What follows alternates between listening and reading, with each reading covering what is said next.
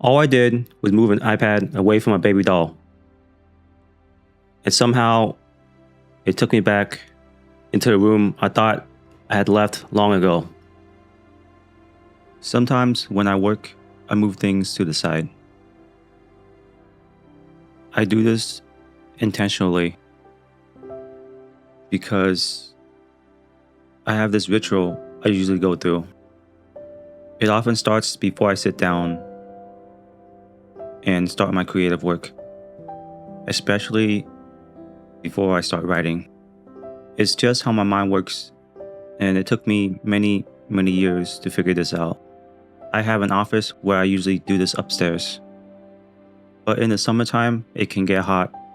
So sometimes I work downstairs with my headset or some headphones on, while the kids are kids and our family is doing family things. But I have learned to beam all of my energy into one thing for a set amount of time. And it works, at least for me. So before I start one of these writing blocks, I make sure I actually have the time for it. A set amount of time where nobody needs me to do anything else. And also, the room does not have to be quiet, clearly, because I have 3 children. And before I begin all of this, I start moving things. It's not like putting things away or organizing anything. I just start moving them somewhere else, so I do not have to deal with them at that exact moment. On a busy sunny Wednesday, in my birthday month in July, that day, one of those things was my middle child's iPad. I knew it was his before I went to grab it, because this adorable white kid has a knack for placing things in the perfect spot. A perfect spot that always seems to catch my eye. And as I moved it, a photo of his smiling face popped up on the screen. I remember picking it up and lightly tossing it farther onto the couch.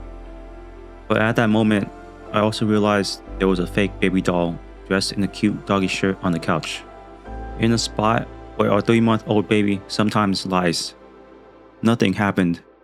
The iPad did not hit the baby because our baby was not there. The truth is, that doll was just sitting there, being a fake baby doll for my children to practice taking care of, as they witness us taking care of their younger brother. That doll could not be hurt by anything. But for a few seconds, my mind replaced the doll with our actual baby. My brain has always worked in a very strange way. I think we should have the boys not leave the fake baby doll on the couch. I said it out loud, probably much louder than I intended to, because my headphones were on. I was only explaining what had crossed my mind and wasn't asking anyone to move the doll, or creating another rule about where the children could leave their things. At least, that was not what I thought I was doing. My wife said something about control, about me wanting everyone to bend around the way I needed things to be so I could work. She said I needed to focus more, and that got under my skin much more than I expected. I was tired, I was trying to work, and honestly, I did not want to talk to anyone. I wanted to explain what I meant and return to what I was doing. But even after the conversation ended, I kept hearing that one word: control. I'm not writing this to prove my wife wrong. If she ever decides to hop on here, she would understand. She knows me, she knows my past, and maybe she has seen something in me that I cannot always see while I'm inside of it. When I work, I purposely try to notice less. I know that sounds strange because I spend so much of the day noticing everything around my children. What are they doing? Has the timer been on since they got on the Nintendo Switch? Are they full? Are they safe? What they might knock over or place inside their mouths? What might happen next? Because they are still too young to always understand where one small thing might lead. Then I finally sit down to work, and somehow I'm supposed to stop noticing long enough to follow one thought all the way through. Sometimes I cannot. Perhaps that is why I move things to the side. I clear a little space in front of me and try to make the rest of the room disappear for a while. And maybe my wife sees how overwhelmed I become before I do. Maybe when I'm trying to make enough room inside my own head, I do not always notice that everyone else might feel like they need to adjust around me too. And my wife might be right about that, but the word still bothered me. If she had told me I was worrying too much about something that did not happen, I probably would have disagreed.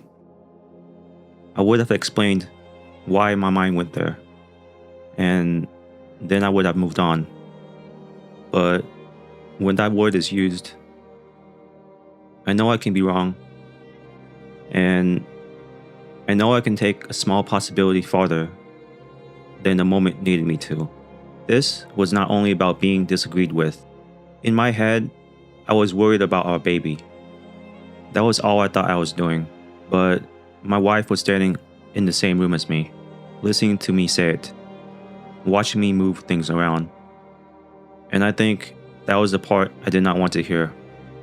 When I was younger, my stepfather could become angry when something was not where he wanted it. Whatever we moved had to be put back in the exact same spot when we were finished using it. If mom did not listen to him, we all suffered. And no one was allowed to sleep that night. Something we moved and forgot to put back. A light switch left on. Small things could become big things. Most children would probably be told to turn the light off or put something back, and that would be it. But with him, bang, bang, bang. He would bang, bang on our door all night, like a king using a battering ram to break down his own castle walls, to make sure we knew who owned it. Mom had work. My brother and I had school. After enough nights like that, a light switch is no longer only a light switch. If I saw one left on, I was already thinking about what he might do when he found it. So I started looking for things before he did. I would scan the room for something out of place, for anything that we could have forgotten. A light left on, the bathroom fan, or the front door unlocked. I tried to catch it while it was still small. Because maybe, just maybe, if I found it first, it would stay small. And after a while, that young boy started doing this with everything. Always looking around, trying to find something before it found him first. What could happen next? I fully left that house and I never came back. But it followed me. Some days, I'm still waiting for the night that might come next. Even when no one is banging on the door anymore.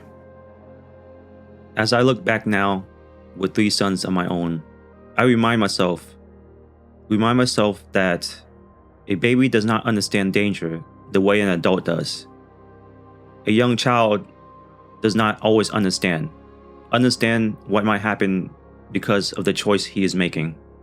And part of being a father is noticing these things before they do.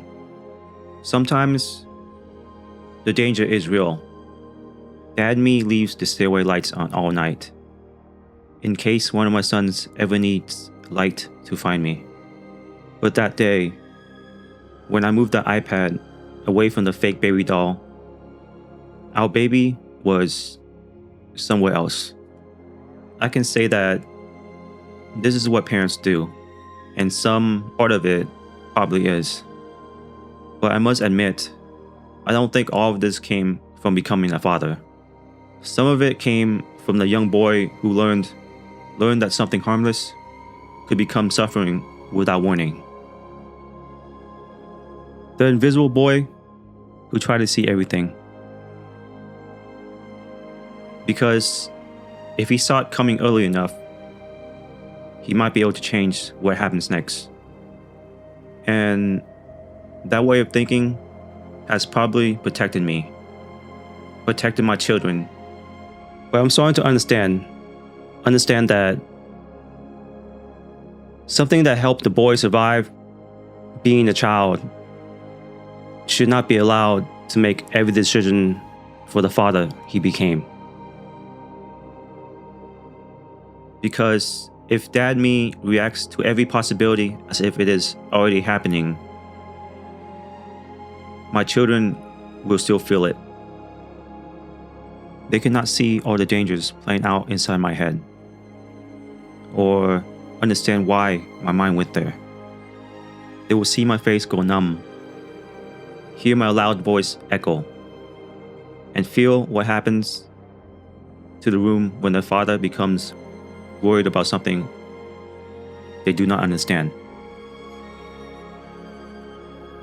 The father I never had never wants his sons to scan his face before telling him they made a mistake. He never wants them wondering what version of him they need to get ready for before he walks into the room, or believing that one forgotten thing can change how safe they feel with me. If one of them leaves a light on, I want him to understand that he forgot to turn off a light. That is all. I used to think my stepfather and I were on opposite ends of what it meant to be a father. I would never lock one of my sons inside the basement, turn off the electricity, and ignore his cries, just to prove my point and justify my rage, because my stepfather had done it to me, because it happened to him. My sons will not be punished for what happened to me.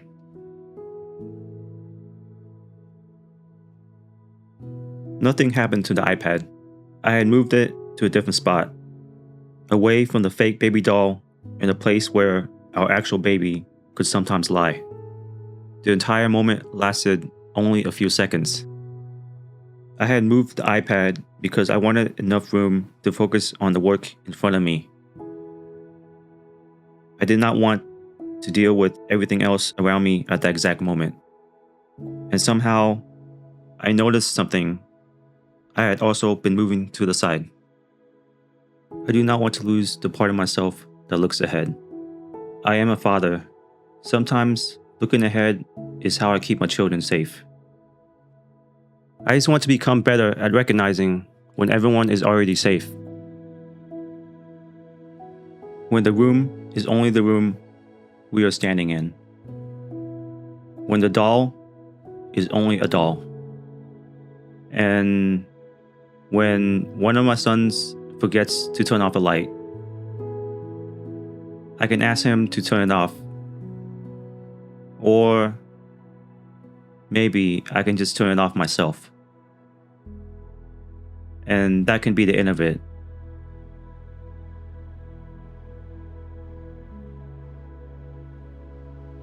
Nothing else has to happen next.